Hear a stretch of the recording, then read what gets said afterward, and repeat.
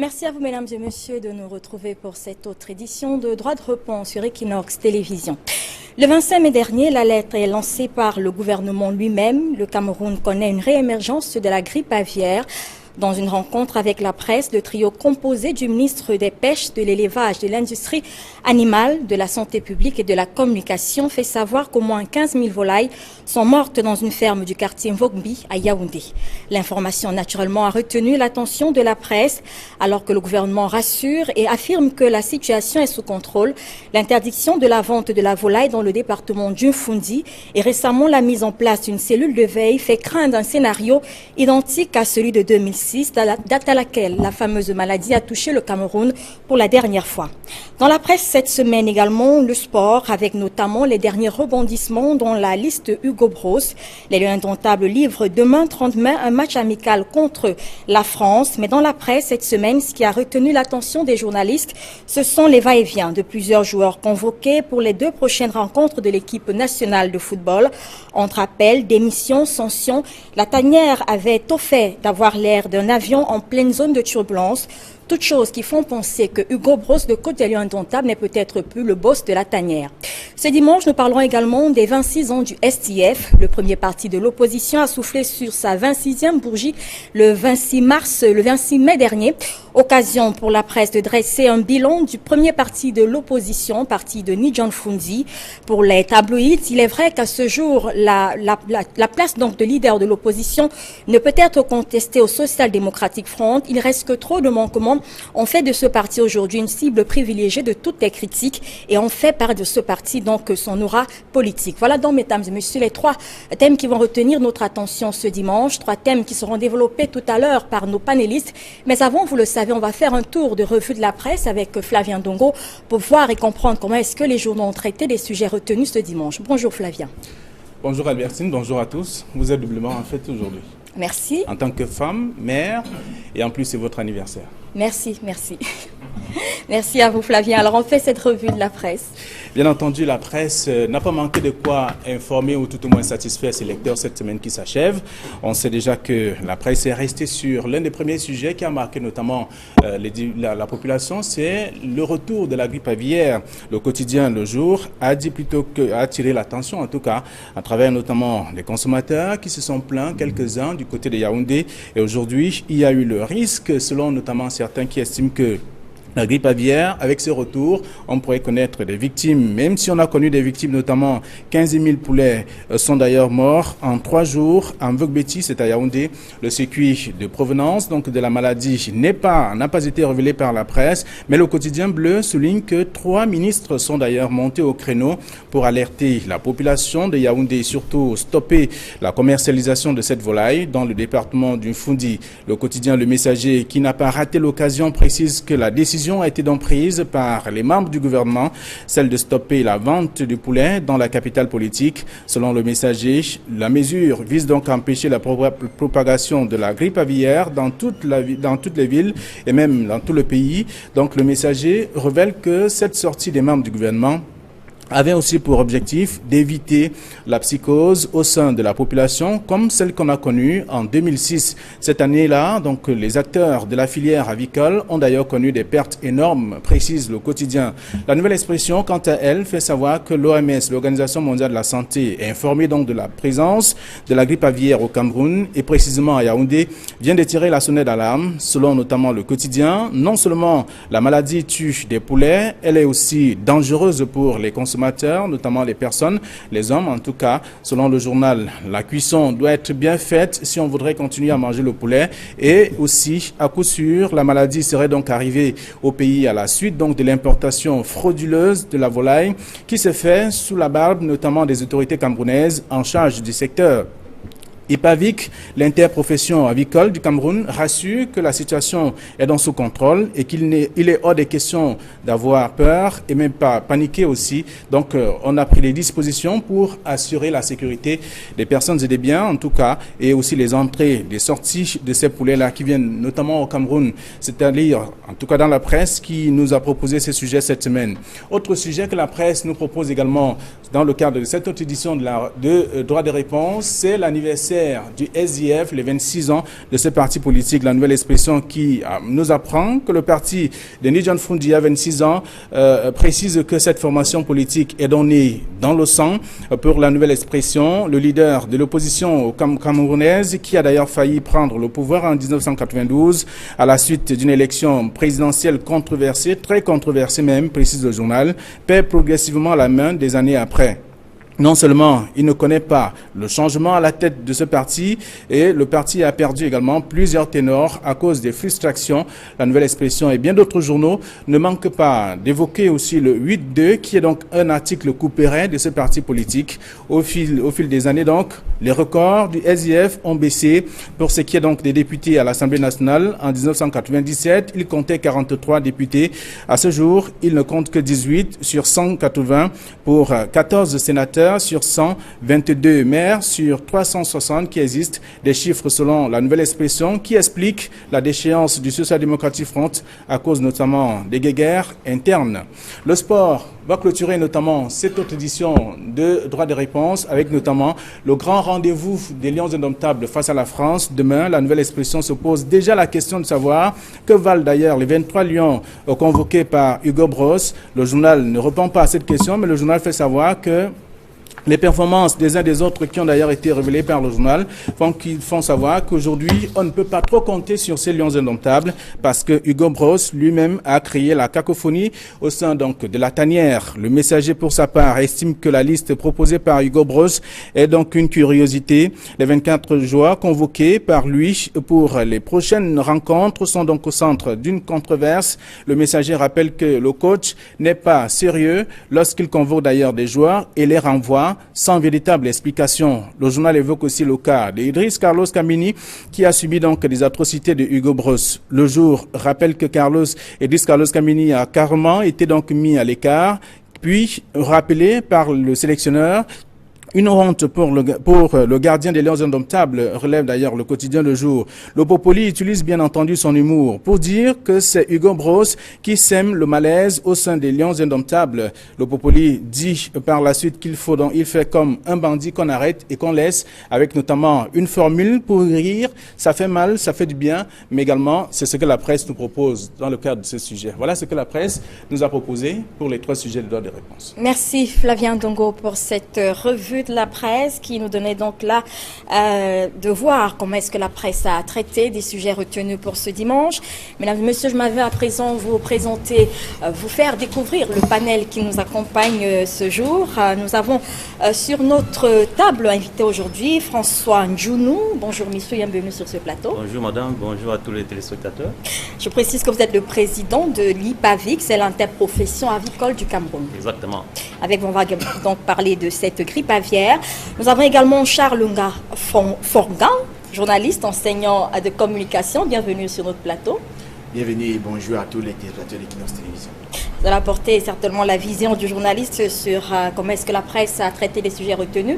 Et bien sûr, vous avez également coordonnateur de agricdev.com. C'est un site qui traite des questions agricoles.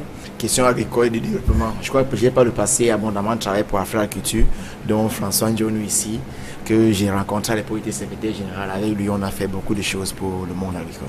D'accord, merci d'être là. Célestin Jamène également notre invité aujourd'hui. Bienvenue sur notre plateau, monsieur. Merci Albertine et bonjour à tous vos téléspectateurs. C'est toujours un plaisir d'être sur le plateau et j'espère que le débat sera très bénéfique pour vos téléspectateurs. J'espère aussi. Et j'espère être également à la hauteur pour contribuer à cet édifice. Juste pour rappeler que vous êtes cadre du SIF, pour ceux qui ne le savent pas, et que vous êtes conseiller municipal de Douala-Preville. Tout à fait. Nous avons également sur ce plateau pour parler de sport Joseph-Antoine Bell. Bienvenue monsieur. Bonjour. Bonjour à vous. Bonjour à tous et particulièrement bonjour aux mamans. Alors, très compliqué de résumer tout cela, une très grosse carrière, on va s'arrêter à Ancien Lion Indomptable, consultant dans plusieurs chaînes internationales, chef traditionnel Bassa, on s'arrête là, pour le moment ça vous va? Vous faites comme vous voulez, madame. D'ailleurs, vous avez dit que je suis venu parler de sport. Ça veut dire que j'aurais pu venir à la fin. Non, pas seulement. Mais on préfère vous avoir en sport en sec là-bas. Vous allez nous apporter toute l'expertise nécessaire. Merci d'être là en tout cas. Nous allons donc commencer tout de suite par le premier sujet retenu. Ce jour, on parle de grippe aviaire. Actualité oblige. C'est donc, je le disais, le 25 mai dernier que l'alerte a été donnée officiellement par le gouvernement dans une rencontre avec la presse. Le ministre des Pêches et de l'Industrie animale expliquait alors que 15 000 poules sont mortes en 3 jours au complexe avicole de Nouveau-Petit à Yaoundé des suites de grippe aviaire. D'après le ministre et ses collègues de la communication et de la santé publique, il s'agit d'une épidémie ou mieux d'une épizootie de grippe aviaire. Alors, Charles Fonga, dans leur sortie face à la presse, les membres du gouvernement se sont voulus rassurants. Ils ont demandé que la population ne prenne pas peur parce que toute la situation était sous contrôle. Mais est-ce que vous avez l'impression, avec les derniers déroulements de la presse, que la presse a rassuré, elle aussi, les populations dans ces articles qui sont parus cette semaine? Moi, je vais louer l'effort de la presse qui, une fois de plus, a véritablement joué son rôle de mission de service public, dans la mesure où les articles qui ont été relayés montrent très bien qu'il s'agit d'une épidémie qui a été circonscrite. Nous pouvons regretter ici que l'information donnée par ces différents ministres prête un peu en confusion, car ils ne parlent pas eux-mêmes de soupçons de grippe aviaire. Ils donnent l'impression qu'il y a déjà une épidémie qui est déclarée, alors quand on lit, quand on va en profondeur dans les tests, on se rend bien compte que ces cas restent à confirmer. Donc la presse a fait son travail, mais comme toujours, la presse est également un produit. Quelquefois, il y a des titres pompeux comme à la une, la grippe est de retour, comme on a pu le voir, mais j'ai envie de croire que cela n'est nullement dans le sens de faire peur aux populations, simplement la logique commerciale qui est quelquefois également sous-tend les actes de la presse. Donc j'ai dit que la presse a fait son travail et nous allons l'inviter ici à continuer cette lancée, car elle est également là non seulement pour sensibiliser, pour éduquer, mais elle est également pour accompagner le pays dans sa dynamique de développement. Alors François Njonou, l'interprofession avicole a tenu une rencontre juste après la sortie des membres du gouvernement, c'était vendredi dernier, rencontre au cours de laquelle vous avez vous aussi utilisé de l'apaisement pour communiquer. Vous avez fait savoir que la situation était sous contrôle, mais il faut dire que votre déclaration arrive quand même après l'interdiction de la vente de la volaille dans le Fundi. Est-ce que vous n'êtes pas là en train de craindre une certaine psychose qui va affecter peut-être les recettes de votre interprofession? Voilà, merci madame. Il faut dire ici qu'il y a des choses qu'il faut corriger, parce que déjà j'ai vu dans la presse déjà, certains de vos collègues parlent d'épidémie. Je rappelle ici que ce n'est pas une épidémie, parce que ça c'est un cas isolé, le cas est circonscrit au niveau du complexe avicole de Nouveau-Petit. Donc c'est la seule installation avicole au Cameroun qui jusqu'alors est atteinte de grippe aviaire. Donc c'est un cas. Et non seulement ça aussi, il faut comprendre que le chiffre de 15 000 ne veut rien dire. Donc si dans une ferme avicole qui a une capacité peut-être de 1000 poulets, qui n'avait que 1000 poulets, on découvrait ce virus, on devait faire également la même chose. Et ensuite, il faut dire que c'est une maladie à déclaration obligatoire. Voilà. Donc, quand il y a un cas de grippe aviaire dans un pays, on a l'obligation de déclarer. Pourquoi? Parce que c'est une zoonose. Quand il dit zoonose, vous comprenez ce que ça veut dire? C'est une maladie. En fait, c'est un virus qui peut passer de l'animal à l'homme. Donc, les déclarations et vice-versa. Donc, la déclaration est obligatoire. Et également, les mesures qui ont été prises sont obligatoires. C'est des mesures qui sont prescrites par l'OMS. C'est des mesures internationales. Donc, on a l'obligation d'interdire, de faire le zonage, d'interdire la circulation des animaux dans la zone concernée. Donc ça, c'est une obligation. Donc le fait d'interdire la circulation du poulet dans le Fundi, c'est normal. Mais nous, ça ne veut pas dire que la situation est grave. Ça ne veut pas dire que la situation est grave. Donc c'est ce qu'il faut comprendre. Mais nous, au niveau de l'interprofession, vous vous souvenez bien qu'en 2006, où on a déclaré des cas de grippe aviaire sur des canards sauvages, sur des canards sauvages dans le nord du Cameroun, et qu'en 2006 également, il n'y a jamais eu de grippe aviaire dans une installation avicole au Cameroun, donc dans des fermes. C'est sur des canards sauvages qu'on avait découvert donc, des virus de grippe aviaire. Il y a eu, à cause d'une très mauvaise communication sur le phénomène, une psychose qui a fait perdre beaucoup d'argent à la filière avicole, donc à l'économie du pays. Donc vous vous souvenez que j'avais avancé le chiffre de plus de 3 milliards qu'on avait perdu à l'époque. Oui. Donc, il était donc question qu'au niveau de l'interprofession, que nous, on rapidement qu'on communique là-dessus, qu'on rassure la population et qu'il n'y a pas de risque à consommer son poulet. Donc, c'est ce qui a fait l'objet de la réunion de vendredi. D'accord. Célestin Djamène, est-ce qu'en tant que consommateur, il faut dire que la presse a révélé, a fait savoir que c'est le 16 mai que cette épidémie, vous le dites, alors que la maladie a été constatée à Vaux-Petit, dans cette ferme-là, et que ce n'est que le 23 mai que le ministre des Pêches fait sa première descente sur le terrain, et puis le 25 mai vient donc la rencontre avec la presse.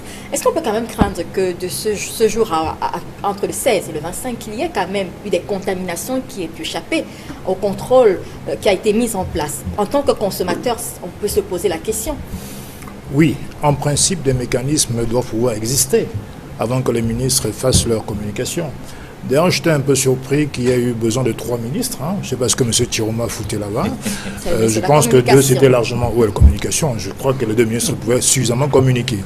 Bon, maintenant, il faut quand même rappeler qu'en 2006, effectivement, c'est l'Institut Pasteur qui avait découvert le virus H5N1. Ce n'était pas un simple sur le canard, c'était vraiment le virus H5N1 en 2006. Bon, la question que je me pose, c'est-à-dire que 10 ans après, aucune mesure prophylactique ou préventive n'a été prise pour que cela n'arrive plus. Donc nous sommes, comme d'habitude, dans un système de bricolage et d'amateurisme. Parce qu'en vérité, la grippe aviaire, c'est quoi? C'est un virus qui peut rapidement se propager à l'homme. Bien sûr, on dit qu'il n'y a pas d'épidémie, mais c'est potentiellement épidémique, puisque ça peut se propager à l'homme. Donc il est important qu'on prenne des mesures, d'abord, sur les fermes infectées. C'est très important pour les circonscrits, comme vous le dites. Bon, ça a été annoncé que ça a été circonscrit au complexe avicole de Vaux-Petit. Il faut effectivement que certaines barrières sanitaires soient mises sur pied.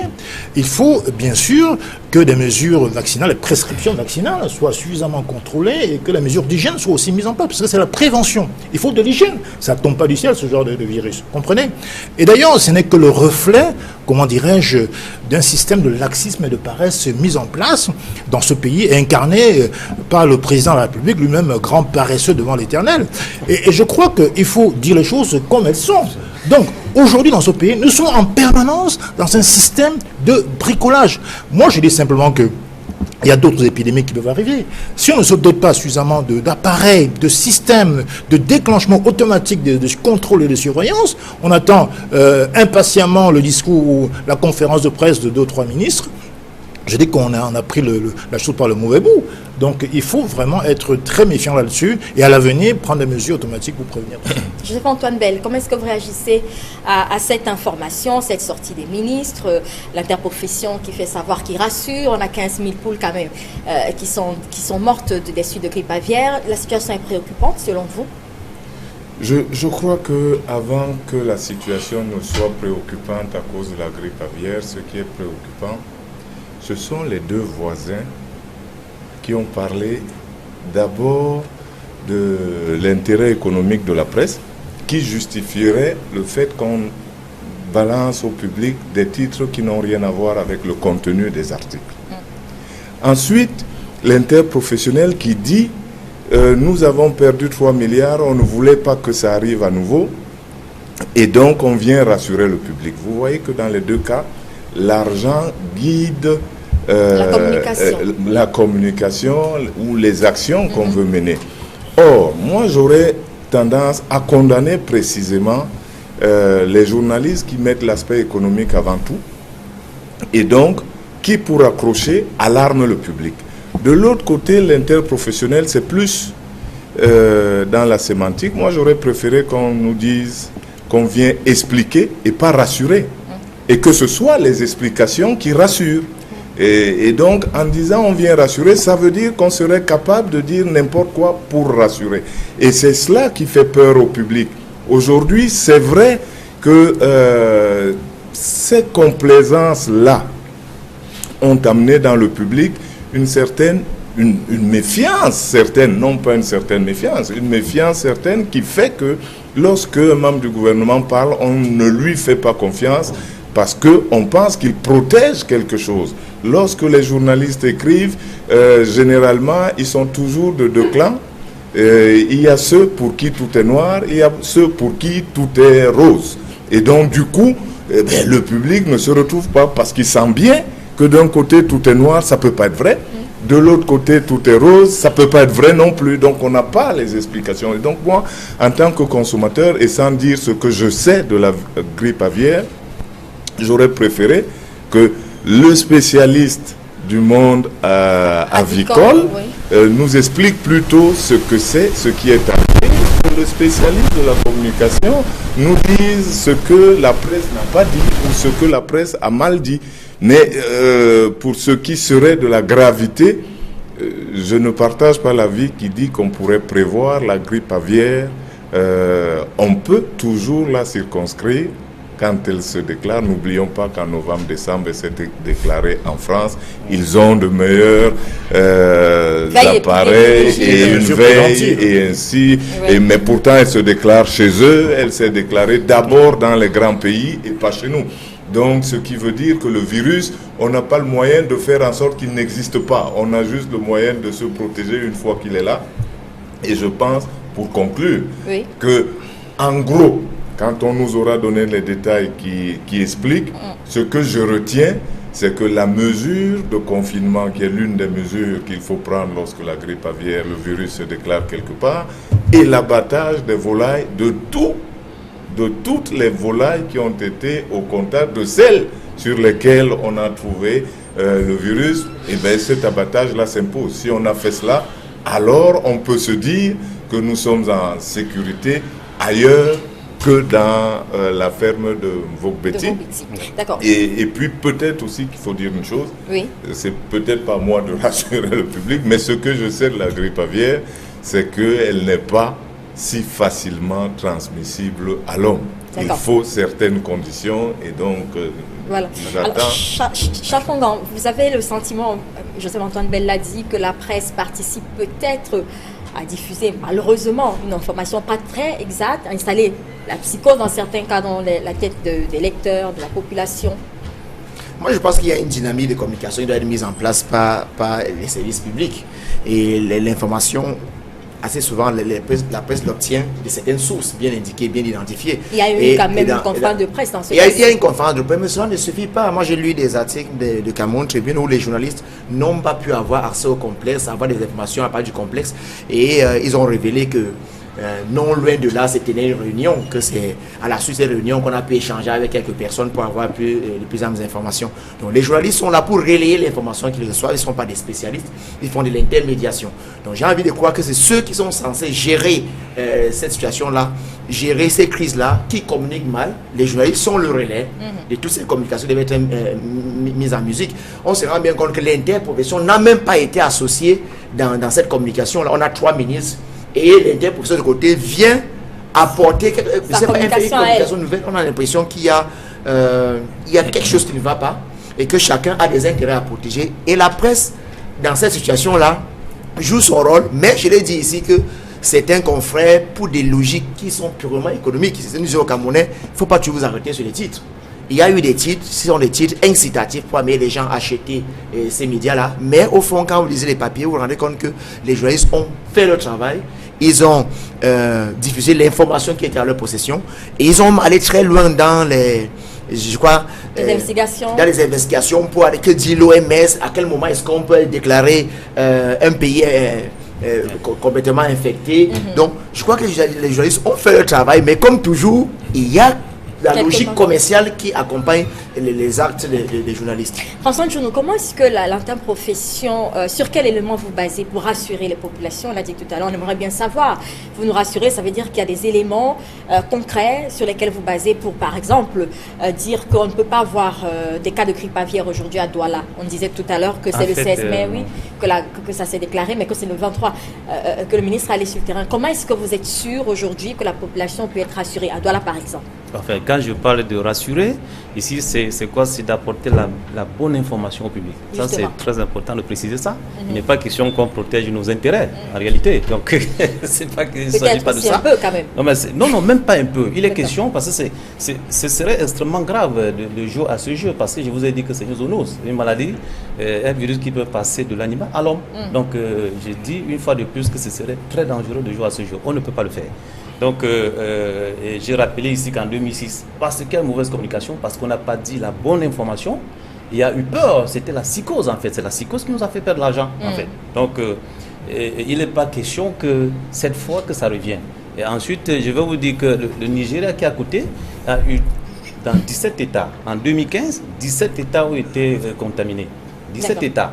Et vous n'oubliez pas que le Niger a une très longue frontière avec le Cameroun.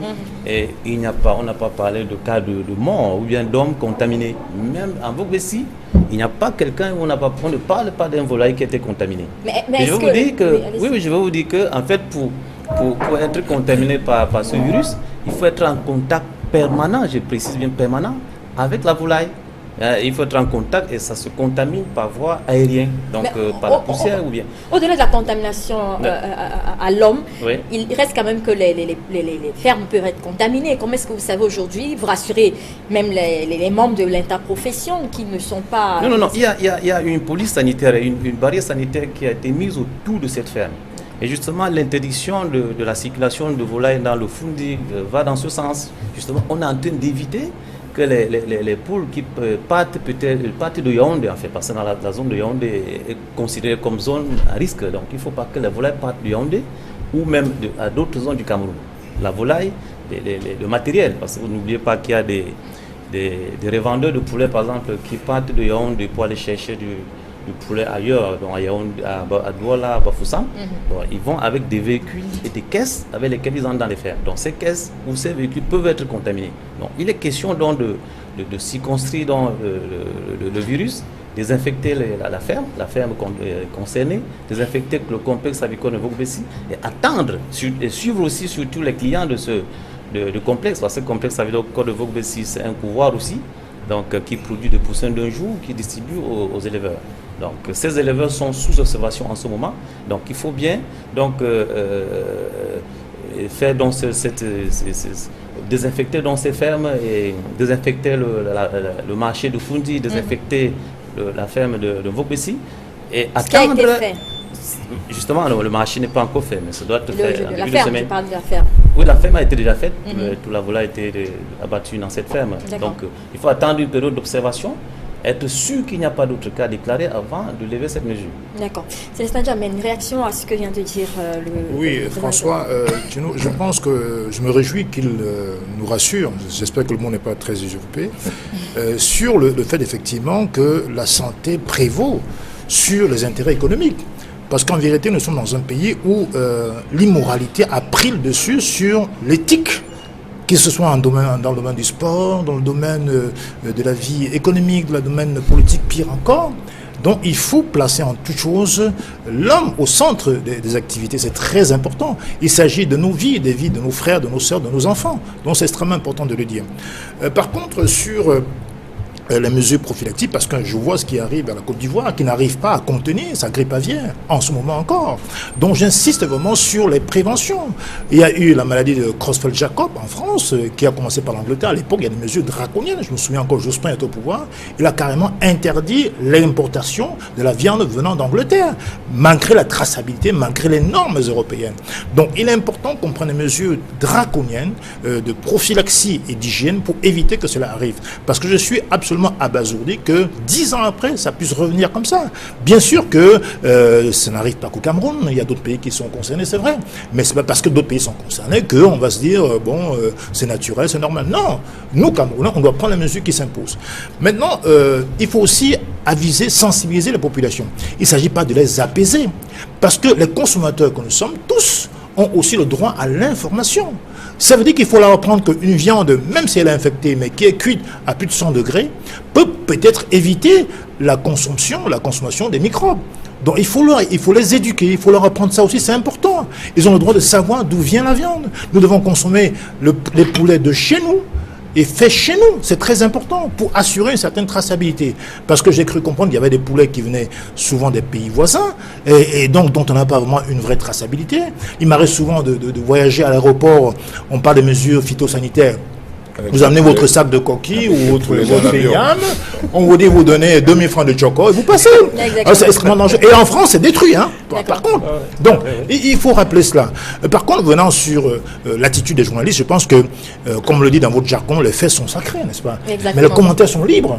Donc, il faut d'abord nous rappeler ce qui s'est passé de manière totalement factuelle. Et ensuite, chacun est libre d'appréhender comme il entend. Rapidement, on va sortir de cette thématique. Justement, Antoine Bell, rapidement, vous l'avez dit tout à l'heure, on l'a entendu dans la presse, l'origine peut-être de la maladie. On parle certainement des poulets qui sont rentrés dans le pays de manière assez frauduleuse. Alors, quel est votre commentaire? Il y a un problème de traçabilité justement sur les produits qui rentrent ici, notamment les produits qu'on consomme tels que le poulet. Vous disiez tout à l'heure qu'on ne peut pas prévoir ce genre de choses, mais à ce niveau-là, on pense qu'on peut faire mieux quand même, avoir des barrières plus... Surtout aujourd'hui. Maintenant que... on a soupçonné que la maladie était présente quelque part. Je crois que pour nous rassurer totalement et surtout pour répondre à M. N'Djamène, on devrait pouvoir nous dire, en fin de compte, d'où est venue la contamination. Ça, on doit pouvoir le dire. C'est ça un pays sérieux. On doit pouvoir dire aujourd'hui qu'on a décelé d'où est venue la contamination. Et je suis sûr que on trouvera qu'il y a eu une complaisance quelque part et surtout un non-respect de la réglementation quelque part.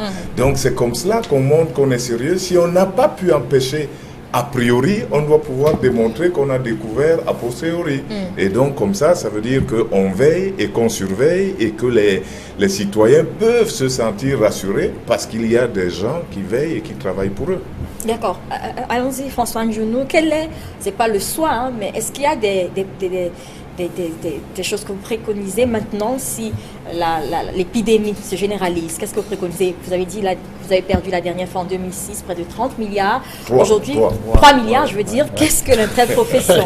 Je m'excuse. 3 milliards. Qu'est-ce que l'interprofession Qu'est-ce que l'interprofession a mis sur pied pour prévenir une chute financière comme celle de 2006 aujourd'hui?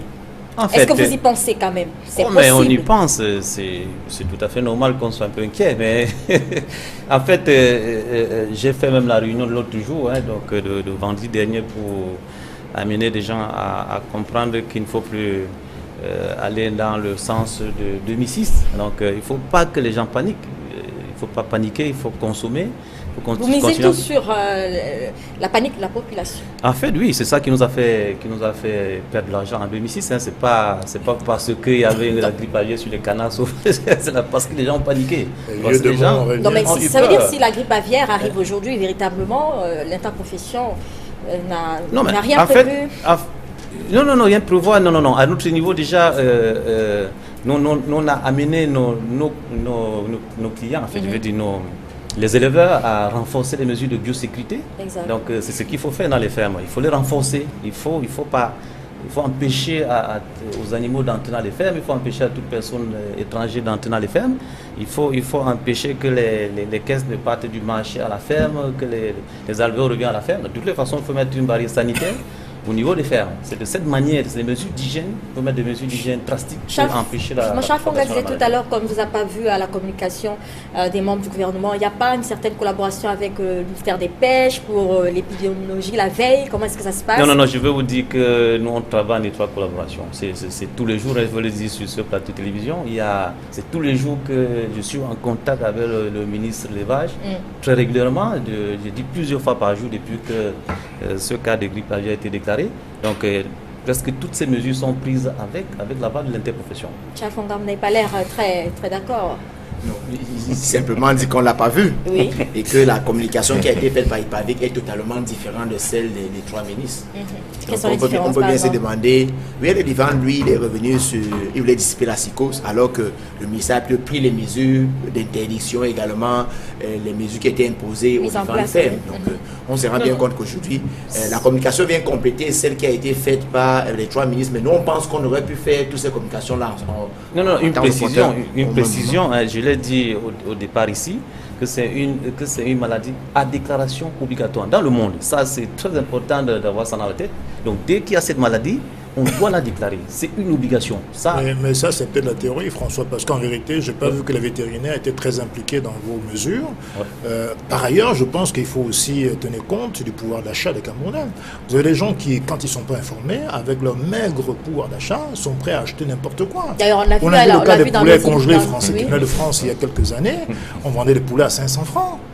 Ma mère, peu à son âme, ma mère en consommait au point que j'étais obligé de crier fort pour qu'elle arrête ça.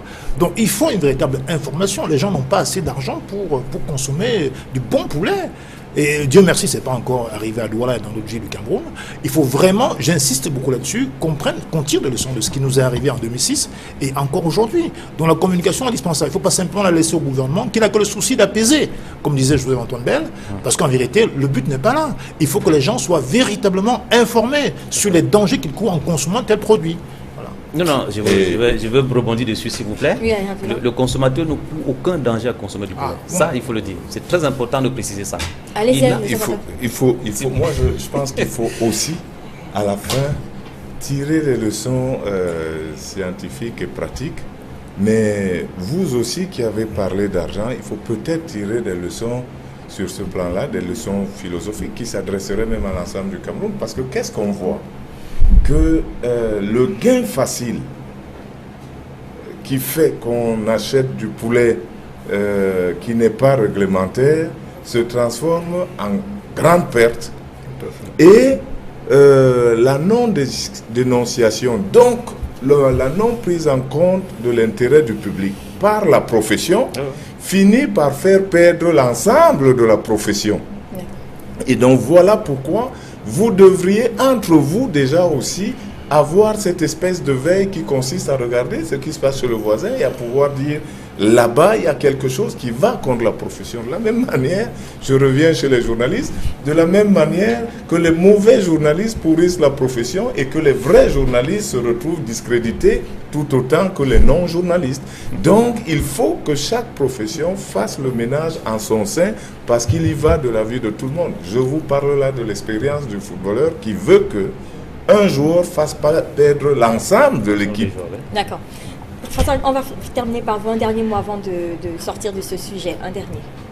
Oui, un dernier mot, c'est qu'il ne faut pas paniquer. Il faut consommer le poulet. Le consommateur ne court aucun risque à consommer son poulet, tout simplement. Merci, Voilà. merci d'être venu sur ce plateau. Le plateau va un peu changer de configuration tout à l'heure. On va apporter le deuxième sujet de ce jour. On parlait des 26 ans du SIF, le Social Democratic Front, qui a donc soufflé sur sa 26e bougie le 26 mars dernier, un anniversaire qui n'a pas échappé à la presse. Les journaux à cet effet ont focalisé pour certains leur attention sur la déclaration de Ni John Frounzi, président donc de ce parti. À cette occasion, d'autres par contre se sont attelés à faire un petit bilan du parti de l'opposition. Célestin Jamin, puisqu'il s'agit de votre parti, si la presse a reconnu que le SIF reste aujourd'hui le parti leader de l'opposition, il reste que selon la presse, ce parti souffre de beaucoup de contestations, de beaucoup de manquements aujourd'hui qui font en sorte qu'il ait perdu de son aura politique. Qu'est-ce que vous en pensez? J'espère que les batailles légitimes qui ont lieu à l'intérieur du SIF sont le synonyme de la vitalité du parti. Il y en a très peu à RDPC, en tout cas de manière officielle. Vous savez, c'est un parti monolithique qui ne laisse pas s'exprimer ses militants. Donc je me réjouis qu'il y a cette santé, cette vitalité au sein du SIF, parce qu'on a des gens qui sont d'abord militants avant d'être adhérents. La presse ne parle pas que des batailles, elle parle également du nombre de députés qui a chuté, de passer de, par exemple, 43 députés à 18 aujourd'hui, en 97, 18 aujourd'hui. Oui. Tout cela montre que le parti perd un peu de son aura. Vous savez qu'en 92, le SIF a décidé de changer de stratégie en disant que les lois soient bonnes ou mauvaises, nous participerons à toutes les élections. Mais ça ne veut pas dire que nous avons les élections dignes de ce nom au Cameroun. Donc, malgré ces fraudes colossales scientifiques au Cameroun, le SIF fait des scores qui sont admirables. Mais je peux vous dire que le combat du SIF, qui remonte aux années 90, bien entendu, vous le savez, est un combat qui est basé tout d'abord sur la transparence électorale. Je crois qu'il faut quand même être complètement de mauvaise foi pour ne pas reconnaître que grâce au SDF, on a quand même Elecam, même si ça demeure une antichambre du RDPC. Parce qu'à l'époque, c'était le MINAD qui gérait les élections dans ce pays, dont le gouvernement, dont le chef suprême était le président de la République, en même temps président national d'un parti en compétition. Donc c'est eux qui géraient les élections. Grâce au SDF, on a eu ONEL, une espèce d'officine à la tête duquel on avait mis un retraité, et non croyable, paix à son âme. Ensuite, on a eu ONEL 2. On a basculé sur Elecam 1 et Elecam 2 sous la pression du SDF. Mais c'est avec et nous sommes convaincus, permettez, nous sommes convaincus que nous aurons un jour la Commission électorale nationale indépendante. Donc, il faut reconnaître au SDF, ça part dans l'histoire. Il faut rappeler que nous sommes l'un des rares pays au Cameroun, politique, et même le seul parti politique au Cameroun, à qui la nation a une dette de sang. C'est dans le sang que nous sommes nés, vous l'avez dit en préambule. Ça veut donc dire qu'aujourd'hui, et rappelez-vous à l'époque, sur la base de la Constitution du 2 juin 1972, il n'était pourtant pas interdit aux partis politiques de s'y matriculer, mais dans la pratique, ils n'étaient pas habitués.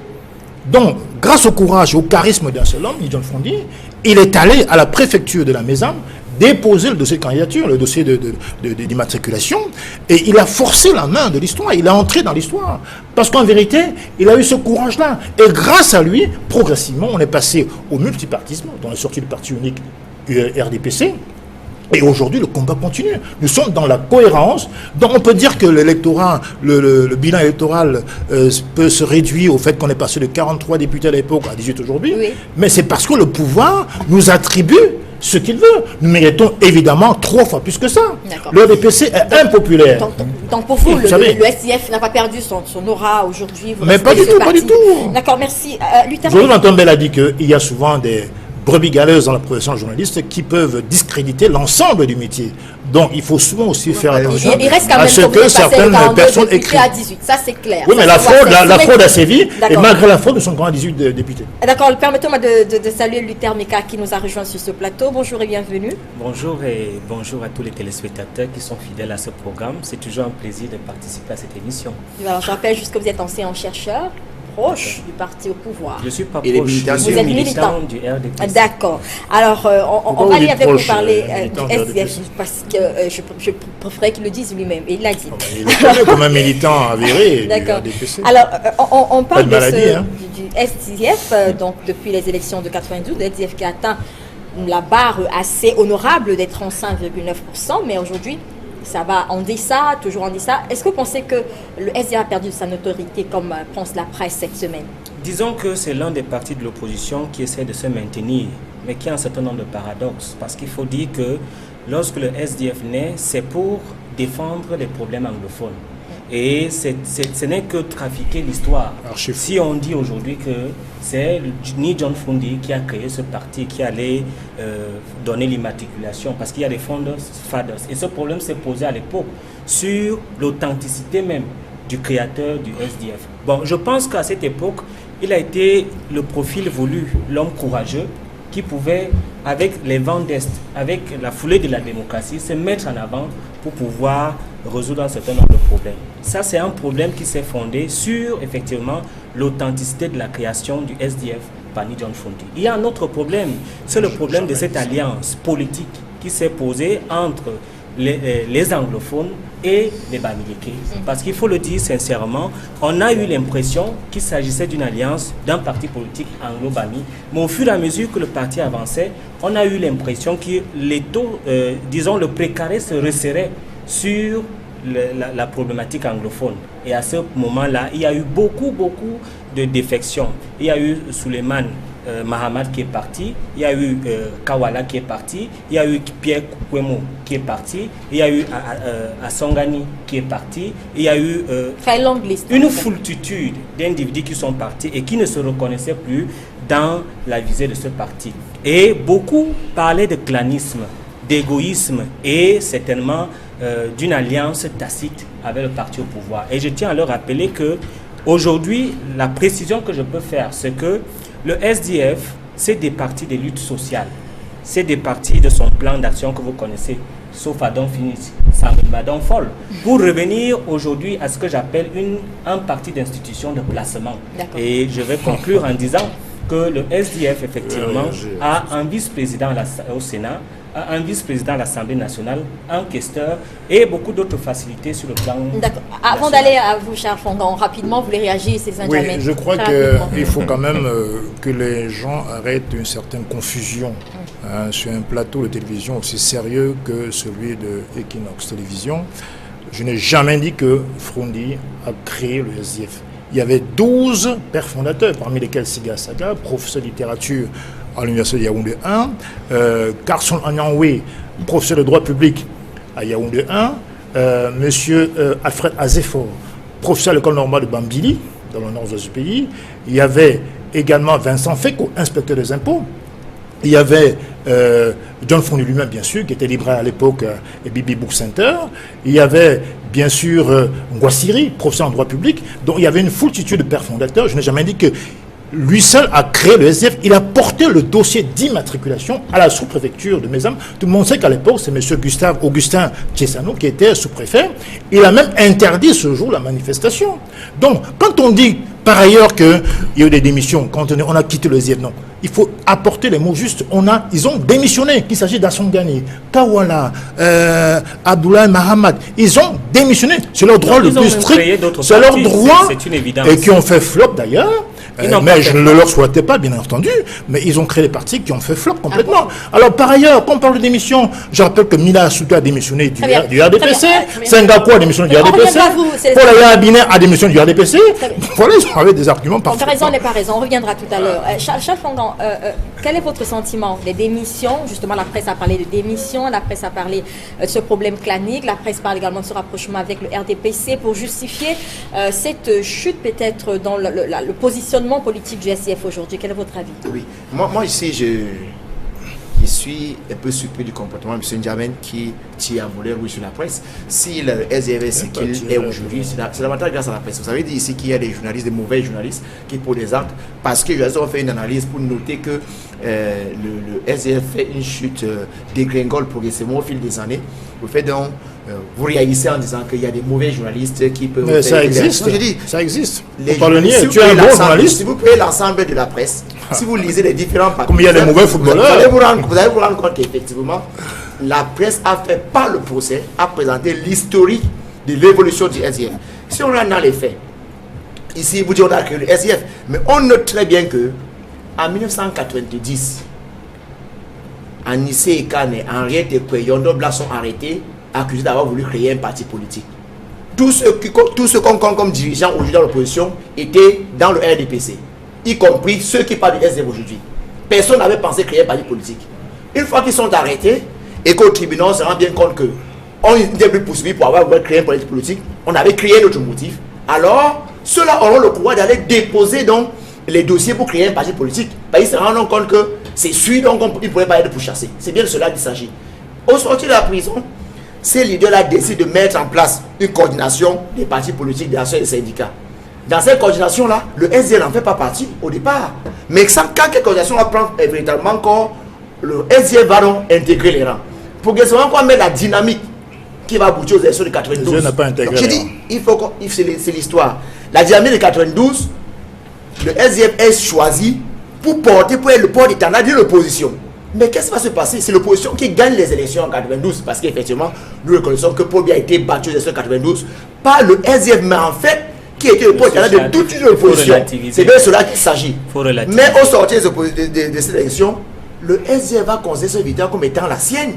Le SDF va éviter les autres partis qui étaient. Cela explique cette chute progressive, cette dérégulation. C'est pas un mélange. C'est pas un mélange. Et nous disons, la solution ici, la solution, c'est que il faut le SDF s'est battu, il y a eu Onel, il y a Elikam, et que désormais on aura, vous appelez ça, une commission électorale, une CENI. Mais la solution, ce n'est pas la CENI. La solution, c'est que nous devons tous nous battre pour qu'il y ait un deuxième tour. S'il y a un deuxième tour aux élections, automatiquement, tous les partis vont se mettre ensemble pour... L'émission n'est pas terminée. Que la CENI soit là, nous pensons qu'il y a la solution qui partie de nos se battre pour un deuxième tour. Merci. Joseph-Antoine, le regard que vous jetez sur les SDF aujourd'hui, c'est lequel? Petit bilan de 90 à ce jour. Vous avez vous aussi le sentiment que le parti a perdu de son aura, que le parti est tiré vers le bas, et quelles en sont les raisons? très rapidement. Moi, je pense que il ne serait pas efficace de donner des impressions. On a des chiffres et il vaut mieux faire des constats que de donner ces impressions. Donc le constat, c'est qu'effectivement, on voit que le SDF a perdu en poids électoral. Donc ça, c'est clair. Donc, et c'est à eux, d'ailleurs, d'abord de constater cela. Mais moi, je dirais surtout que si la presse a fait du mal au SDF, ce n'est pas aujourd'hui. Ce n'est pas dans les articles d'aujourd'hui qui constatent l'érosion de l'attractivité de ce parti. C'est plutôt, à mon avis, la complaisance dont a bénéficié le SDF à sa création. C'est-à-dire, le SDF était censé venir pour proposer autre chose que ce que faisait le RDPC. Or, dès la création, il était visible que le SDF ressemblait déjà au RDPC, mais la presse ne voulait pas critiquer. Et je peux donner un exemple personnel. Lequel, allez-y. À l'époque, je n'étais pas rentré au Cameroun et j'étais de passage. J'ai accordé une interview. Je suis arrivé à un moment où le président du SDF demandait à ses sympathisants et à ses militants de ne pas payer leurs impôts. Parce que ces impôts-là servaient à M. Biya pour ses voyages. Je pense que eux qui font de la politique au quotidien doivent se rappeler de cela. Or, pour avoir critiqué ce point de vue dans mon interview, je ne vais pas citer l'organe de presse, j'ai constaté à la publication que la partie qui critiquait John Froundi pour cette position irresponsable avait sauté. Ça veut donc dire que la presse, voilà justement, donc la presse même qui m'interrogeait avait un parti pris, ne pouvait pas dire au chairman du SDF qu'il n'est pas responsable de demander aux citoyens de ne pas acquitter leurs impôts parce que demain, si vous êtes au pouvoir, vos opposants feront la même chose. Et donc, ceux qui sont au pouvoir n'auraient jamais la totalité des impôts. Vous rejoignez un peu Charles Fongan, comme quoi la presse a aidé un peu les SDF. Donc, a aidé, mais justement, moi, je trouve qu'elle n'a pas aidé parce que dans cette complaisance-là, le SDF a toujours donc comptabilisé que il avait du soutien, mais qui n'était pas, à mon sens, du bon soutien. Et je me rappelle encore, parce que j'ai souvent prêté un petit peu attention à la chose politique, lorsque j'ai dit à certains responsables de presse à l'époque, pourquoi vous ne pouvez pas dénoncer ce que le SDF ferait de mal? On m'a dit on nous incendierait. Voilà, donc ils avaient une peur physique. Donc, on peut critiquer le RDPC, mais on ne peut pas critiquer le SDF. Donc, à ce moment-là, je crois que la presse ne joue pas son rôle. Et, attention, nous avons gardé de la colonisation, malheureusement, de très mauvais aspects, notamment celui-là qui veut une pensée unique. Le colon voulait que tout le monde dise Amen, et nous l'avons repris pour nous-mêmes. Et donc, le SDF nouvellement créé montrer déjà qu'il ne supporterait pas d'être critiqué. Voilà. Allez-y, Célestin Djamé, vous voulez réagir? Oui, je m'attendais à ce que Joseph-Antoine Bell, pour qui j'ai le plus grand respect, c'est une icône nationale bien entendu, nous démontre en quoi le SDF s'était déjà rapproché dès l'origine avec le RDPC. Rapproché, non, c'est pas ce que j'ai dit. Ou bien c'était ou avait trahi ses idéaux dès l'origine. Il a juste s'est contenté d'une affirmation. Non, je veux dire que la déclaration de John Froundi, quand il parle d'impôts, vous savez, la politique, c'est un univers de symboles et de représentations. Il faut parfois lire les choses au second degré. Hein? C'est comme récemment, lors d'une interview qu'il a donnée il n'y a pas plus de 6 mois, sur la question du péage entre Babanjou et Bamenda, le chairman a dit ne payez plus de péage. Exact. Il l'a dit, il faut l'interpréter de manière tout à fait symptomatique d'une pratique qui a lieu au Cameroun. C'est-à-dire qu'en vérité, le péage est censé être payé pour réparer des routes, pour nous offrir de belles routes. Or, ce n'est pas le cas. Moi, j'ai fait ce trajet à plusieurs reprises. C'est une catastrophe. Et par ailleurs, je suis tout à fait étonné pour ce qui concerne mon ami Charles, qu'il refuse de comprendre qu'il peut exister de mauvais journalistes, comme il y a de mauvais médecins, comme il y a de mauvais footballeurs, comme il y a de mauvais inspecteurs d'impôts. Ça existe. Ça veut pas dire que lui, il est un mauvais journaliste. Donc, c'est pour simplement dire que si Albertine a parlé de chute de score, j'ai réagi par rapport à ça. Quand on fait une analyse, il faut aller jusqu'au bout. Dire aussi qu'il y a la fraude électorale qui empêche tout parti de l'opposition Restons un peu sur je vous en prie, reste un peu sur les déclarations de Ni John Fundi pour parler de son discours justement à l'occasion du 26e anniversaire. L'une des choses qui ressort, c'est que contrairement au discours de tous les partis de l'opposition ces derniers temps, le chairman n'a peut-être pas envie que le président ne se représente plus à cette élection-là. Il s'est arrêté à proposer des mesures afin que l'élection de 2018 soit organisée dans de meilleures conditions, mais jamais il n'a fait savoir dans son discours qu'il souhaitait que le président ne soit pas candidat. Quel est votre avis sur cette sortie? Non, écoutez, le chairman... Vous n'allez pas lui demander de contredire son chairman. Du tout. Mais je juste pense donc que la question devrait nous être posée à elle vient à vous. Mais il faut... C'est une journaliste émérite, modératrice, tout à fait qui maîtrise son truc. Non, je pense qu'il n'a pas abordé tous les sujets. Exact. Son rôle n'est pas de dire que M. Biya dégage. Il a donné des raisons pour lesquelles M. Biya est disqualifié pour gouverner ce pays. 33 ans de pouvoir, on n'a pas d'hôpitaux, il n'y a pas de route, ses enfants habitent à l'étranger, les gens sont soignés à l'étranger, les ministres sont évacués en permanence, donc il n'y a pas d'hôpitaux, et on nous parle d'hôpitaux de référence au Cameroun. Donc il y a un bilan qui est désastreux, catastrophique sur tous les plans. J'aimerais que vous me citiez un seul domaine où le Cameroun a évolué. Un seul, pas deux. Je mets au défi quiconque aujourd'hui. C'est pas une question d'opposants, de parti au pouvoir. J'aimerais qu'on me dise le domaine où le Cameroun a évolué. Très bien. Nous avons régressé. Tout à l'heure, Belle parlait de colonialisme. Bien sûr. On a l'impression que nous traversons une zone, comment dire, de zombification. Oui. Parce que quand même, à l'époque d'Aïdjo, on avait quand même un pays relativement potable. Qu'est-ce qui s'est passé au point que nous devenions PPTE? D'accord, on reviendra. Et pour finir sur Charles Fongan, quand il parle de l'opposition, je sais très bien que M. Vincent Féco, à Bemoukon, on travaillait à Douala avec Yondo Bloc, Anissé Kané, arrêtez quoi. Donc c'est bien. Et c'est même grâce à l'arrestation de ces personnes-là que le SDF est passé du mémorandum qu'on allait déposer à l'ONU, n'est-ce pas, à la création d'un parti politique. C'est bien de rappeler. Charles Fongan, je le disais tout à l'heure, le discours de Ni John Fundi à l'occasion de ce 26e anniversaire, on se sera attendu, comme beaucoup de ses militants, Elie Bilobé et autres, qu'il s'adresse directement au président de la République, notamment le demandant de ne pas se représenter. Ce n'est pas arrivé, un discours tout aussi timoré que le parti ces derniers moments peut-être. Vous faites bien de remarquer ici, chaque fois que les journalistes font des analyses qui ne vont pas dans le sens voulu par le SDF, on les traite de mauvais journalistes. Effectivement, le chairman a fait son discours et on remarque très bien qu'il y a une dynamique qui a été enclenchée depuis quelques temps par des partis qui estiment que le président bien doit être candidat. Mais on se rend compte que le président du SDF a éludé cette dynamique. Pour lui, cela ne lui pose aucun problème. Et c'est clair que pour le président, pour le SDF, son président, le rôle d'éternel second lui va très bien. C'est-à-dire le rôle d'éternel second du premier de l'opposition. C'est ton opinion. Lui va très bien. Et c'est la raison pour laquelle il ne veut pas s'attarder sur ces questions qui concerneraient une certaine opposition. Je crois que c'est une opposition à part. Ces questions concerneraient une certaine opposition. Mais quand les journalistes font bien de le révéler, messieurs, jamais s'ils trouveraient que les journalistes sont des mauvais journalistes. Simple. S'il ne l'a pas fait, c'est seulement parce que la position d'éternel second de première position lui va très bien.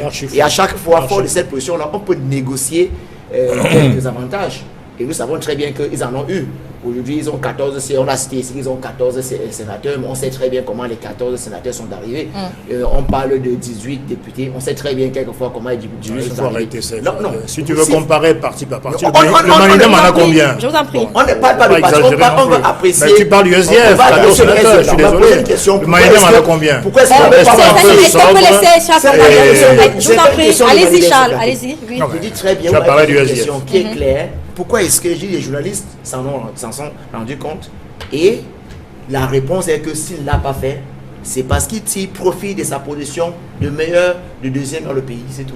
Luther Meka, vous avez ce sentiment vous aussi. D'ailleurs, vous l'avez dit en début d'émission, la place de bon deuxième arrange très bien le chairman. Non, disons que, je l'ai dit, lorsque vous voyez la naissance du SDF qui était dans le moule des vents d'Est, il y avait certainement une mouvance et qui a à un certain moment exploité l'ignorance des Camerounais. J'aimerais dire à l'intention des téléspectateurs que penser que c'est des hommes nouveaux, c'est être naïf. Parce qu'il faut dire que Ni John Fundi a été candidat à Bamenda contre Achidi Achou. Le ministre, M. Adamou Damdja, Dr Adamou Damdja, a été ministre de l'UNC. Et je peux aussi dire que Jean-Jacques Ekindi a été un tout-puissant militant du RDPC, un tout-puissant président de l'OJRDPC. Donc, il y a eu éclatement, il y a eu émiettement. Cela ne veut pas dire qu'ils ne se connaissent pas. Et en politique, cela veut dire quelque chose. Donc, il peut y arriver à un certain moment qu'ils soient et certainement en accord sur un certain nombre de choses. Et ce que je veux dire aujourd'hui, c'est que le fait qu'il y ait les CAM 1 et les CAM 2 au NEL, ce n'est pas la volonté du SDF, c'est la volonté du chef de l'État qui a décidé de pouvoir avancer vers la démocratie. Et je peux le dire aujourd'hui que le Cameroun est l'un des pays les plus démocratiques où la liberté d'expression frise effectivement le nirvana. Vous êtes quand même au courant du dernier rapport sur la liberté. Le rapport sur la liberté, le dernier rapport sur la liberté, où on classe le Cameroun très très mal dans ce rapport-là. Vous savez, 126, je ne voudrais pas beaucoup. Voilà, merci. Vous savez, je ne voudrais pas beaucoup parler. On nous a appris qu'il y a des choses qui se disent pas en télévision, mais je vais quand même le dire. Il y a un lobby puissant au Cameroun qui joue vraiment les colporteurs dans les institutions internationales. Et ça, nous le savons, nous avons ces informations-là. Je dis qu'il y a un lobby puissant qui fait des rapports contre le Cameroun dans les institutions internationales. Je reviens à vous, Luther Meka. Joseph-Antoine Bell, le jeu trouble, on peut peut-être le qualifier ainsi, que le SDF joue avec le RDPC a été vraiment mis en exergue dans la presse cette semaine. La presse qui a relevé, par exemple, le mot d'ordre du RDPC à l'Ouest en 2013, lors des élections, où le RDPC avait demandé que le SDF soit voté à la place de l'UDC dans cette partie du pays. Est-ce que vous pensez aujourd'hui que le SDF s'est un peu trop rapproché du RDPC, que ce sont aujourd'hui de bons copains politiques? Je pense surtout, encore une fois, peut-être malheureusement, que c'est la presse qui se trompe de combat. En ce sens que il faut, le SDF n'a pas été créé pour satisfaire la presse. Le SDF a été créé pour satisfaire ses propres objectifs politiques. Et donc, lorsqu'on reproche au chairman du SDF de ne pas demander aux champions du RDPC de ne pas se présenter, je crois qu'on fait fausse route. On s'attend quand même, c'est le premier parti de l'opposition. Non, d'abord, un parti d'opposition ne désigne pas les candidats du parti d'en face. Donc son rôle, ce n'est pas de dire qui devrait se présenter et qui ne devrait pas se présenter. Son rôle, c'est de dire qui, chez lui, se présente et qu'est-ce qu'il apporte au peuple de mieux que les autres. Donc que la presse se mette à critiquer John Fundi. La presse remarque, constate. Oui, constate, mais John Fundi ne vous a jamais promis que son objectif était que Paul Biya ne se présente pas. C'est ce que crient certains de ses militants. Non, son objectif est de battre Paul Biya. Son objectif ne peut pas être d'empêcher Paul Biya de se présenter, parce que dans ces conditions, vous justifieriez que Paul Biya aussi prenne des mesures pour que certains ne se présentent pas. Or, on ne peut pas lui reconnaître ce droit ni ce pouvoir. Donc je pense que ce serait fausse route de dire que ce qu'on remarque dans le discours du SDF, c'est qu'il ne demande pas à Paul Biya de ne plus se présenter. Puis il y a autre chose. Lorsqu'on veut évoquer le temps en termes de durée pour exiger que Paul Biya ne se présente pas, je crains que M. Fundi se voit dans la glace dans laquelle vous mettez Paul Biya. Et donc, il n'a pas intérêt à demander quelque chose qui s'appliquerait aussi à lui. Donc, je crois que pour moi, c'est une fausse route. Donc, on pourrait, dans votre logique, on pourrait comprendre qu'il se rapproche, ça peut faire partie de la stratégie du SDF de se rapprocher du RDPC, par exemple. Se rapprocher, non. D'abord, il faudrait aussi dire autre chose à tout le monde. SDF, RDPC et tous les autres sont avant tout d'abord camerounais. Donc, en cela, ils sont dans le même bateau. Il ne s'agit pas de zigouiller les autres. On fait ensemble. Simplement, on propose des solutions pour faire ensemble qui soient prétendument meilleures que celles des autres, plus efficaces que celles des autres. Donc le but, l'objectif en faisant la politique, c'est pas de tuer les autres. L'objectif, c'est de dire nous avons de meilleures solutions, et c'est en cela qu'une opposition est nécessaire dans un pays, parce que au lieu de dire c'est la volonté du chef de l'État, non, c'est la volonté du pays. Le chef de l'État, quand il fait quelque chose, c'est aussi, d'ailleurs je crois qu'il s'en vanterait, d'être à l'écoute de tous les Camerounais, et pas seulement des Camerounais du RDPC. Donc si le SDF et d'autres estiment qu'il faut un organisme pour gérer des élections, et que lui aussi se dit mais ils ont posé un problème réel, on va le créer. Mais ce n'est pas de dire c'est moi seul qui l'ai fait, c'est les Camerounais qui l'ont voulu. Les uns l'ont suggéré et lui il a trouvé cela pertinent. Ça lui permet d'ailleurs de leur dire, vous voyez bien que quand vous avez de bonnes idées pour le pays, ça ne me gêne pas du tout de les mettre en œuvre. D'accord. Permettez-moi rapidement, véritablement pour dire que M. Joseph Antoine Bell parle bien. Ils ont suggéré et le chef a décidé de pouvoir trouver cela pertinent. Parce qu'il faudrait que les gens comprennent que dans l'option du pouvoir, vous avez effectivement les options de choix. Et vous prenez la dernière décision. Il faut que les gens le comprennent. Donc, si cela avance, ça veut dire que le chef de l'État a consenti que les propositions qui sont faites, les visions qui sont données sont idoines pour que le Cameroun avance. Et il faut admettre que c'est lui le leader et c'est lui qui décide. C'est pas ce que... Charles Fongara voulait... Oui, je ne sais pas, c'est pas exactement ce que... dit Lutan Meka. C'est pas exactement ce que M. Bell a dit sur le plateau. Ah, d'accord. Il a dit que c'est les Camerounais, c'est par l'engagement des Camerounais qu'on est arrivé à ces avancées-là. Mais lui, il dit qu'il a suggéré. Non, nous disons encore juste que si tous les Camerounais le veulent, les choses peuvent évoluer, les choses peuvent avancer. Mais ce n'est pas le fait d'un parti politique, c'est le fait de tous les Camerounais. Nous disons qu'on constate que Limbi Lobé, pour ne pas le citer, a lancé une pétition et qui a suscité l'adhésion de plus de 45 000 Camerounais, plus de 10 000 Camerounais, demandant au président pour ne pas se représenter. Et la presse constate que, en dépit des efforts faits par un militant du RDPC, la direction de son parti refuse de suivre cette dynamique. C'est ce que la presse a constaté. Oui. Il ne revient pas à la presse de décider. Mais nous disons qu'il y a des militants du SDF qui sont contre cela, mais on se rend compte que la direction de ce parti incarné par le président n'en parle même pas, n'en fait pas allusion. D'accord. Est-ce que je peux ajouter rapidement, je vous en prie, pourquoi passer à une autre question? Vraiment rapidement, si vous pensez que Paul Biya ne doit pas se présenter, c'est à l'intérieur de son propre parti que son impopularité devrait conduire à avoir un autre candidat. C'est pas dans les autres, son impopularité. Mais c'est une dynamique qui est quand même lancée dans l'opposition. Dans l'opposition, mais même dans son parti aussi, il y a des Camerounais qui veulent se représenter. Oui, mais alors... On le pense, ces Camerounais-là. Attention, nous sommes en démocratie. Si vous remarquez les 5 Camerounais qui ne veulent pas qu'ils se représentent et que vous voulez ignorer les millions qui veulent qu'ils se représentent, vous n'êtes pas honnête avec vous-même. Donc là... Allons-y, Célestin Djamène, justement, Antoine Bell l'évoquait, est-ce que ce n'est pas le moment aujourd'hui de penser à un changement à la tête de votre parti? Est-ce que ce n'est pas justement ce qui retient le chairman pour qu'il ne puisse pas faire certaines revendications, parce que lui-même vient de passer 26 ans à la tête du SDF. Aujourd'hui, est-ce que le SDF pense à un changement à sa tête, à un changement dans la hiérarchie de ce parti-là? Bien.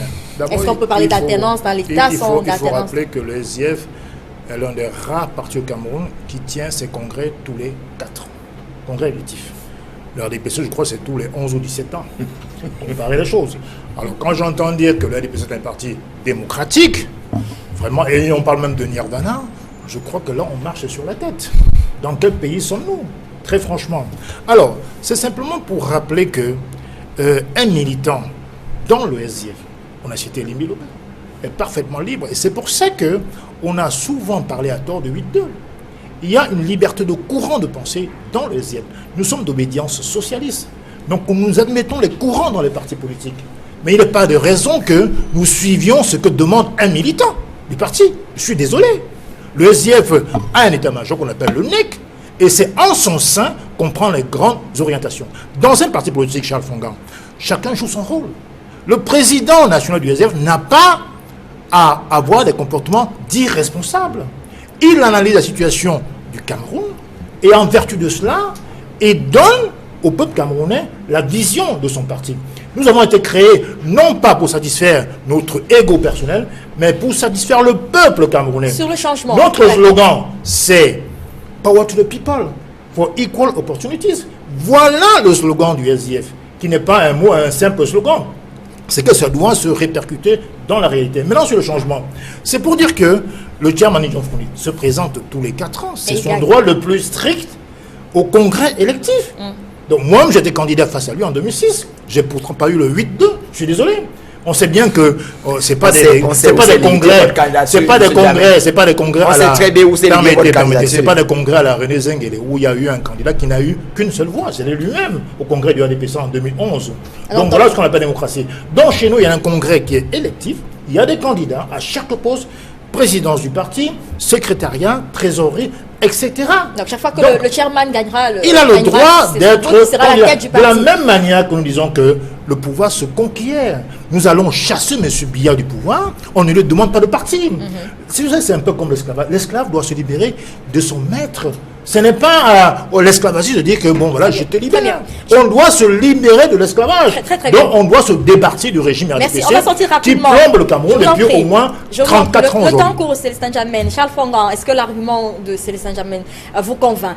Le chairman lors des congrès est réélu à chaque fois, il restera Je ne sais pas si peut nous citer un seul verset, le chairman et les nombres de suffrages qui avaient été exprimés en faveur de ce candidat. Il dit très bien qu'il a été candidat en 2006, il sait où est-ce que, à quel niveau s'est limité sa candidature. Le chairman jusqu'à présent n'a jamais affronté un seul autre candidat. Et si c'est le cas, qui nous cite ces candidats-là et les suffrages qui avaient été exprimés en faveur de ces candidats-là. D'accord. Allez-y. Non, moi je n'ai pas à juger les problèmes d'alternance. Je crois que dans un groupe, il est facile de faire une option, voir celui qui peut vous amener vers la victoire. Ce que je constate, c'est que le RDPC, notre parti, a toujours tapé à plat couture le SDF. Cela peut Avec les moyens certainement amener le les bourrages d'urne, c'est ce que tu veux. Je vous en prie, je vous en prie. Les bourrages d'urne, Allez-y, c'est les contre-vérités du terme. Célestin Djamène. Cela peut Il n'y a pas permettre à d'élection ce que digne de le ce nom au SDF Cameroun. puisse réfléchir sur la qualité, la capacité de son candidat. Mais je vais retenir deux choses, peut-être trois. La première chose, cela a été dit dans les médias et cela est dit toujours, c'est l'erreur du SDF de ne pas participer aux élections de 1992. 92. L'autre erreur monumentale, c'est que le SDF demande un salaire en tant que deuxième parti de l'opposition. Et également on de a demandé demander le salaire. et Un statut, également pas un de salaire. demander un statut. Ça Non, veut non, dire non, quoi? non, c'est pas un Monsieur salaire. Djamène, Il faut statut, pas avoir ça une veut vision dire quoi? matérialiste de la Qu'est-ce vie. que vous entendez Nous par demandons statut? un Je vous statut. écoute. Le chef de l'opposition doit avoir un statut. Ça veut dire quoi, un Comme au statut? Canada. Mais ça veut dire qu'on doit savoir que dans tel problème national, on doit automatiquement solliciter la présence, l'apport, la consultation, l'avis du président national d'un grand parti d'opposition. C'est pas une question de La salaire. précision est faite, allez-y. Donc, nos statuts Je vous en prévoient prie, je le vous en salaire prie. au président national du Je vous en prie, Il n'a pas besoin d'un Célestin Djamène, salaire. allez-y, Luther Meka. Franchement. J'étais donc en train de dire que lorsqu'il demande un salaire, un statut, cela démontre effectivement la main tendue et la collaboration. Et la dernière des choses que je vais dire, cela peut participer de ce que j'appelle les rumeurs de couloir, de voir que quelqu'un demande des facilités pour l'importation, pour l'exportation et pour un certain nombre de facilités au cœur du pouvoir, cela démontre effectivement qu'il n'est plus au combat et qu'il est déjà dans ce que j'ai appelé le parti de placement, le parti des institutions. Joseph-Antoine Bell, réaction à ce que vient de déclarer Luther Meka. Je pense que d'abord, le SDF ne doit pas demander Un statut. Non. Ah, non, d'accord. Non, ils ont tout à fait le droit de le demander. Mais ils ne le demandent, il faut que tout le monde comprenne, ils ne le demandent pas au RDPC parce que le Cameroun n'appartient à personne. Donc, on doit revendiquer des statuts qu'accorde le pays. L'État. C'est pas l'État n'est pas le gouvernement est censé passer. Mais l'État du Cameroun prévoit que son gouvernement fonctionnera de telle ou telle manière et il est libre de prévoir que l'opposition, qui, je reste convaincu, est une source de progrès. C'est la confrontation des idées qui améliore la solution finale. Et donc, avec une opposition qui comment je dirais, qui placerait son propre niveau de participation beaucoup plus haut, évidemment, les actions du parti au pouvoir et de ceux qui sont au pouvoir deviendraient meilleurs parce qu'ils sont obligés de s'interroger sur ce que les autres pourraient critiquer dans leur action. C'est en cela que l'opposition aussi doit être noble dans ce pays et qu'on doit l'ennoblir et qu'elle ne doit pas elle-même se laisser traîner dans la boue. D'accord. Maintenant, il y a quelque chose d'important sur le sujet, c'est que il nous faudrait sortir encore une fois de la logique de la colonisation qui a fait du parti vainqueur un parti administratif, c'est-à-dire un parti censé distribuer des postes et distribuer des prébendes, qui fait donc que c'est lui qui va décider si le SDF doit obtenir quelque chose. Non, heureusement que le chef de l'État sait se mettre au niveau de l'État et comprend très bien son rôle. Nous allons sortir, je vous en prie, nous allons sortir par là.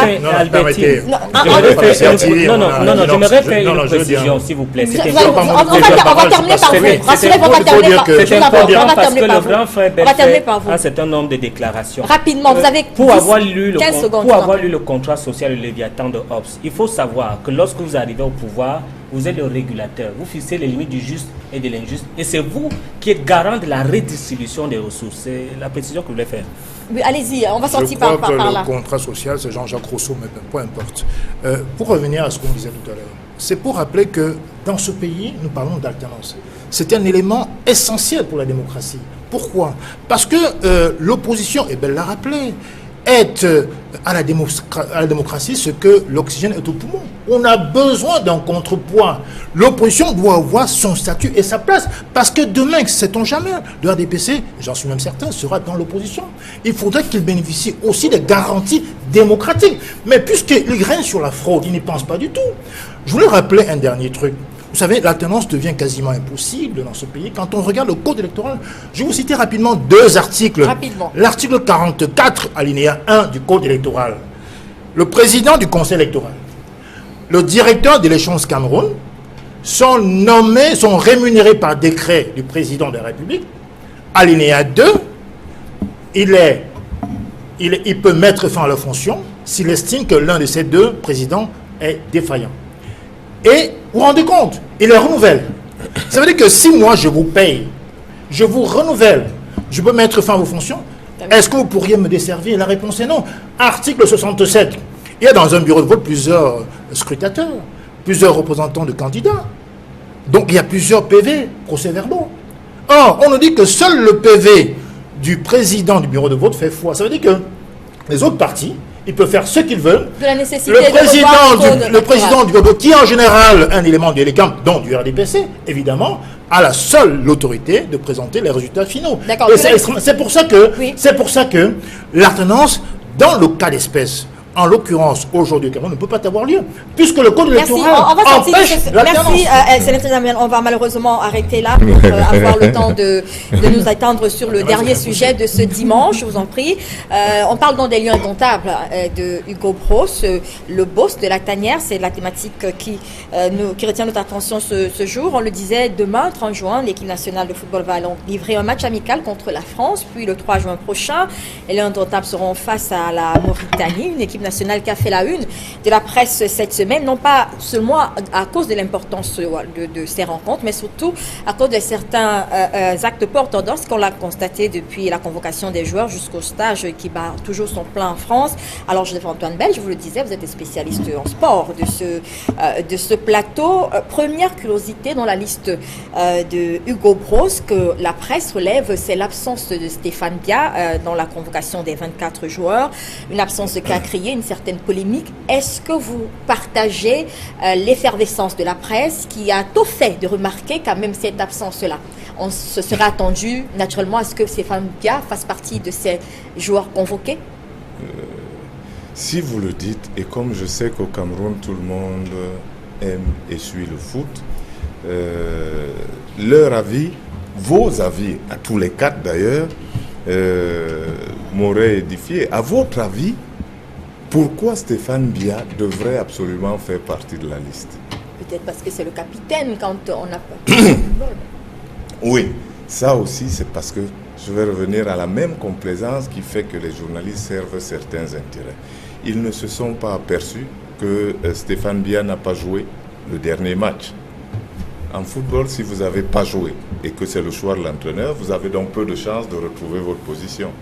Donc si Stéphane Bia n'a pas joué, il fallait remonter jusque-là pour se demander pourquoi Stéphane Bia n'a pas joué et interroger l'entraîneur. Or, quand vous me dites Stéphane Bia doit être convoqué parce que c'est le capitaine, moi ça sonne quelque part dans ma tête. Comment Stéphane Bia est-il devenu capitaine? Je parlais de la colonisation tout à l'heure.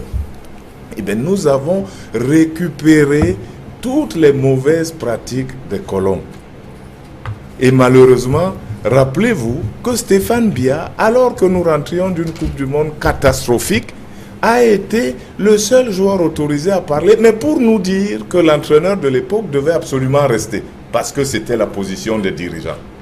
quelques mois plus tard, il était devenu capitaine de l'équipe. Ça veut donc dire que Stéphane Biya meurt précisément par où il a pêché. Hier, il a collaboré avec des dirigeants qui, malheureusement, ne dirigent pas le foot dans les canons du foot. Ils sont tout le temps en train de diviser les joueurs, de les opposer les uns aux autres, d'appliquer au foot ce que les colons ont appliqué à nos tribus.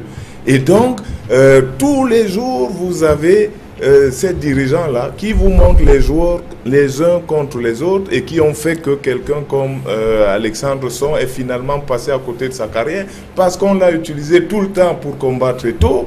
Et là, on a utilisé Mbia pour dire qu'Eto'o était trop vieux, il fallait qu'il parte. Il a récupéré le brassard. Mais tout de suite, une fois qu'il est capitaine, peut-être de sa position de capitaine, voit-il désormais toutes les défaillances et peut-être aussi l'argent chinois aidant, il s'est émancipé et a vu beaucoup plus juste et a commencé à parler différemment. Et qu'est-ce qu'on fait? On monte le plus jeune Vincent Aboubakar pour lui dire comment vous faites, qu'est-ce que tu joues, voilà. Donc c'est pas totalement un choix sportif d'avoir mis Stéphane Biya. Non, ça vient de beaucoup plus loin qu'Hugo Bross. C'est une méthode qui a toujours existé. Moi, alors que tout le monde le sait, j'ai toujours été constant. Il y en a parmi ces joueurs qui ne m'ont pas vu jouer, mais qui ne savent pas à quel point ils bénéficient de, je peux dire, des luttes que j'ai menées. Mais on leur a dit, ce type-là, il est aigri, vous savez, c'est un vieux, il ne vous aime pas. Et c'est toujours à la fin de leur carrière qu'ils s'aperçoivent que je défends le foot et qu'en fait, je les défendais quand eux, un jour, on les met dehors en utilisant des plus jeunes pour dire qu'ils sont vieux. Charles Fongan, la presse n'a pas vu la chose de cette manière. Non, mais je crois que la presse n'est pas arrivée jusqu'à ce niveau-là, mais la presse a fait son travail. La presse a relevé que Stéphane Biya était à son dernier match et a cherché à comprendre pourquoi. Je crois que la presse a interpellé au cours de la dernière conférence de presse Hugo Bross, qui a donné, qui a avancé des raisons auquel la presse n'a pas cru. Donc la presse fait son travail, mais comme j'ai dit, la presse doit se limiter aux informations qu'elle reçoit et sur la base des informations-là, fait des analyses et commentaires, comme on l'a si bien dit, qui lui sont propres, qui sont propres à ceux qui les font. Donc la presse essaie de faire son travail, mais comme vous savez, quelquefois, la vérité de l'information se trouve toujours quelque part où il est difficile d'y accéder. Alors, Luther Meka, au-delà de l'absence de Stéphane Biya sur cette liste-là, l'autre curiosité que la presse évoque, c'est pourquoi avoir convoqué des joueurs blessés dans les 24 qui ont été convoqués la première fois. On a vu des joueurs, Benjamin Mukanjo, Nicolas Nkulu, qui ont été déclarés forfaits après. Pourquoi les convoquer d'abord avant? Non, je voudrais d'abord revenir à ce que le grand frère Joseph-Antoine Bell a dit parce qu'il a retracé un peu l'origine dans un certain nombre de crises sur le transfert du capitanat. Mais il faut constater que dans une équipe internationale de réputation, il y a la compétition. Et dans la compétition, c'est les meilleurs qui doivent jouer.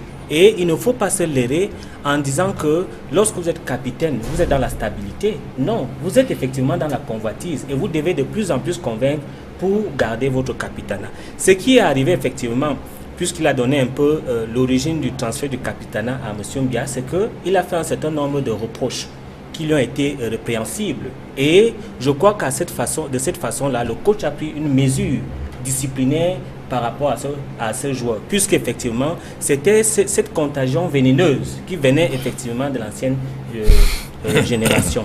Donc, ce que je peux dire, c'est que il y a un certain nombre de joueurs qui sont un peu des repères par rapport à la population et qui créent polémique lorsqu'ils ne sont pas convoqués. Vous avez vu Carlos Kameni n'a pas été convoqué parce qu'effectivement il sortait de blessure. Vous avez effectivement Nicolas Nkulu qui sort de blessure et qui est en train de se préparer pour aller à Juventus. Mais il faisait partie de la liste.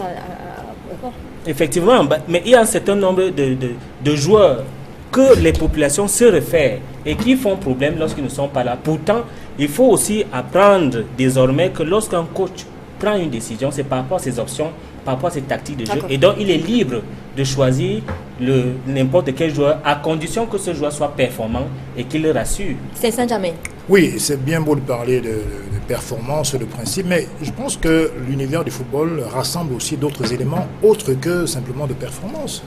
Je suis convaincu que Luther Meka ne me démentira pas quand je dirais qu'à l'époque, quand Luis Fernandez manageait le PSG, il mettait sous mon banc de touche Ronaldinho. Pourtant, c'était un joueur quand même performant à l'époque. Ça jasait, ce qui a même conduit à son départ pour Barcelone.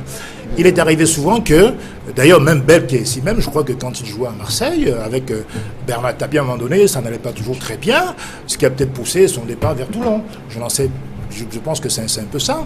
Et donc Pep Guardiola dit que Eto'o subitement ne rentre plus dans ses plans de jeu, alors même qu'il l'a utilisé pendant 5 ans. Donc il y a des questions personnelles qui peuvent aussi rentrer dans ce cadre-là. Pour revenir strictement sur Stéphane Biya, je pense qu'il a fait des déclarations assez pompeuses sur ses jeunes coéquipiers lors du match contre le Bafana Bafana à Limbe. Ce n'est quand même pas très responsable, simplement parce qu'il était au banc de touche. Donc ça manque d'humilité. Par ailleurs, l'histoire qu'il a traînée depuis maintenant quelques mois sur les fameux visas qu'il a pu accorder à sa famille pour Boko Haram, sur, comment dirais-je, il a fait venir son jeune demi-frère, Franck Eto'o, qui était complètement nul, qui n'avait pas de club ailleurs. Je veux dire qu'on ne peut pas, tout ça, ça traîne, on pêche. Je dis qu'on meurt par où on a pêché quelque part. Donc il est important de savoir que Hugo Bross, pour terminer, rapidement, d'abord son choix était assez abracadabrantesque, et puis il ne faisait même pas partie de la shortlist. C'est un entraîneur de seconde zone qui ne pouvait que faire le choix de seconde zone. C'est évident. Joseph-Antoine Bell, puisque le temps court, on y va directement. Le cas Idriss Carlos Kameni, qui est rappelé dans la tanière après l'ascension d'André Onana, est-ce que cela était élégant de rappeler Idriss Carlos Kameni de cette manière? Et est-ce qu'on pouvait prévoir sa réaction? Je pense qu'au-delà du cas Kameni, ce qu'on doit voir, c'est simplement la malgouvernance de cette équipe qui est révélée par ce genre de choses. Parce que tout à l'heure, M. Meka parlait des générations. Si dans une équipe, vous installez le conflit de génération, vous ne faites plus une équipe.